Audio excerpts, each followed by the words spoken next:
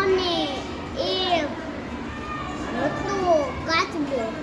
સસલો ઝડપથી દોડે પણ કાચબો તો ધીમેથી ચાલે.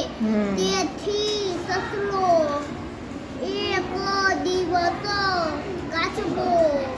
કાચબા એ સસલા સાથે દોડની શરત લગાવી. દોડની શરત જીતવા માટે એક વિજય રેખા નક્કી થઈ.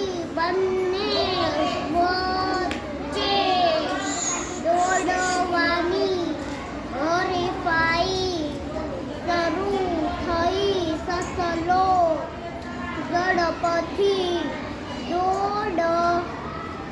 દોડતો હતો એટલે થોડી જ વારમાં કાચબા